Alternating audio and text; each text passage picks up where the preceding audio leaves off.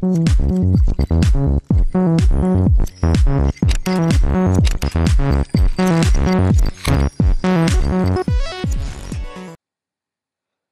welcome to Kiwi Tech, and today we're going to flash Cyanogen mod 10.2 onto our Sony Xperia Z Ultra. But before we do that, I highly recommend you click on the top left corner and root your device, and then once you've followed my instructions on how to do that, click on the top right corner and back up your TA partition. The reason we do that is because if something goes wrong, if you have a warranty issue, if you just want to reinstall default stock ROM, you need your TA partition intact because that has your DRMA keys, Xreality engine keys, things that make your device work like a Sony device should. So I highly recommend you do those two things first. Okay, so let's get into it. First thing we need to do is download an application called FlashTool. That's link 1 in my description of this video. Click on that, download it. Links 2 and 3 are the Cyanogen mod ROM and Google Apps. Now links 2 and 3 will need to be put into your device. I recommend you put it inside your internal SD card.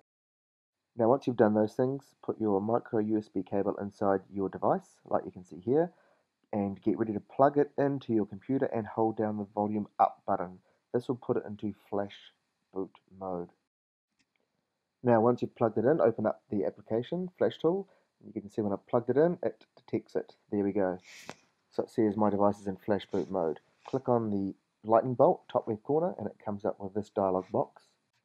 Now once you've done that, it will show this dialog box. Click on the middle one that's highlighted blue, and you'll get prompted to open a location where your image is stored. Now just above OK and cancel, there's a drop down box. Make sure you select image, and once you've done that, you can see that there's an image called boot. Now what that boot image is CM10's own Clockwork mod recovery version. So what we need to do is flash that, and link 4 in my description is the image that you need to flash. So now once you've flashed that image, this will appear. Okay, so it says it's flashed properly, check the results, but I don't need to, I know it's flashed properly. So now we need to power back up our device, and as we do that, you'll see your LED notification turn purple. So there it goes. Hold down volume up as soon as that LED turns purple, and then we'll be inside Clockwork mode recovery. So now what I'm going to do is format all user data, and then I'm going to navigate to wipe cache partition. Yep, and I'll select yes. And once I've done that, I'm going to go into advanced and then wipe delvik cache. So now I've done that, I can now flash my ROM. So I'm going to go back,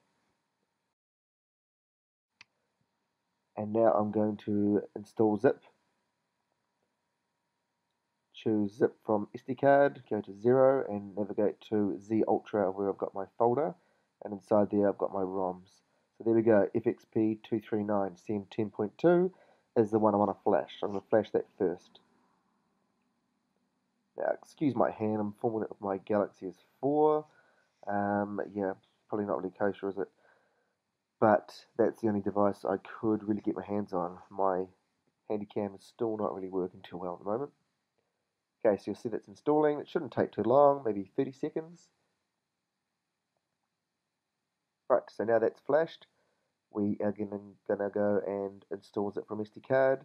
Go into my Z Ultra folder again, and then that's where my Google Apps are stored.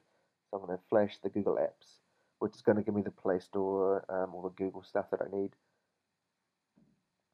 Now once I've flashed that, you can, and I usually do, is wipe cache and wipe delvik cache again, just to be safe. So then we can go back and then we can reboot our system. Now if that has worked properly, after your flash logo has appeared, you can see mine's free Xperia because that's the kernel I was running, and the Clockwork mod recovery version. And there we go, Cyanogen mod has flashed and is now booting up. This may take a while because it's got to run through all the folders and find what it needs to. And you can see this circle has now got full speed on, so it's almost finished. And now once that is done, you should see your Cyanogen mod welcome screen. So you can log in to your account. If you haven't got one, you can create one. Or for this demonstration, I'm just going to skip right through all these options. No, no, skip, skip, skip, right to the end.